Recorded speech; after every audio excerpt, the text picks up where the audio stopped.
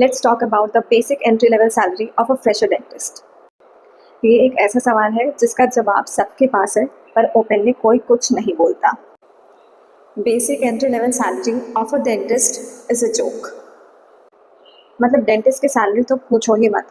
बहुत सारे ऐसे डेंटल क्लिनिक्स हैं जो कि फ्रेशर्स को बिल्कुल पे नहीं करते, और अगर कुछ मेहरबान हुए तो 5,000, 10,000, 15 से 20,000 आपको देंगे, लेकिन वो after a certain period of experience like 2 years 3 years अगर आपको डेंटिस्ट्री में रहकर हो गया है तब जाकर आपको इतना अमाउंट मिलेगा.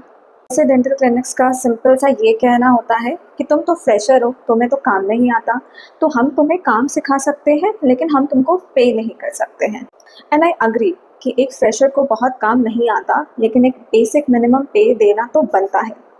उसने 5 साल पढ़ाई करके मेहनत करके ये डिग्री ली है BDS की, वो इतना डम तो नहीं होगा कि उसको कुछ भी नहीं आता हो. और ऐसा नहीं है कि आप क्लिनिक में उनसे कुछ काम नहीं करवाओगे. Routine procedures like scaling, restorations, impression taking, at least a basic consultation जो कि वो पेशेंट से खुद भी कर सकता है, इतनी चीज़ें तो वो करेगा ही करेगा. प्लस अगर आपके प्रिस्क्रिप्शंस हैं, managing the clinics in your absence, ये सब चीज़ें तो वो कर ही सकता है. और ये कैसी बात है, वो सुबह से लेकर रात तक आपके क्लिनिक में रहे एंड आप उसको 1 रुपये भी ना दो, और दो भी तो 5,000, 10,000. इतना तो लोग एक स्वीपर को दे देते हैं, असिस्टेंट को दे देते हैं अपने क्लिनिक में, और आप एक एसोसिएट डेंटिस्ट को नहीं दे सकते.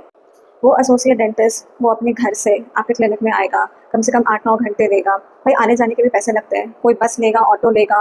वो बस वाले ऑटो वाले तो उसको फ्री में तो नहीं बैठा रहे अपने ऑटो में या बस में, तो वो भी पैसे तो एटलीस्ट वो डिजर्व करता है. प्लस स्टाफ रिटेंशन भी तभी होगा जब वो काम सीखने के साथ साथ कुछ अर्न करे. Plus I have seen a lot of senior dentist complaining कि कोई स्टाफ टिकता नहीं है क्लिनिक में. कोई क्यों टिकेगा भाई आपके क्लिनिक में जब आप उसको पे नहीं करोगे. लर्निंग की कोई लिमिट नहीं होती है. That is a on going process जो कि ये थ्रू आउट द लाइफ चलते रहेगा. तो थ्रू आउट द लाइफ आप किसी को विदाउट पे नहीं रख सकते ना, या ऐसा पे जो उसके करियर चॉइस पे क्वेश्चन मार्क लगा दे. Now, this is not just exploitation, this is also a form of killing a dentist's morale very early on in their career. No wonder in today's time, a lot of dentists are switching to non-clinical careers, which actually pays them well. Plus, they also train them at the fresher level. What's your take on this? Let me know in the comment section below.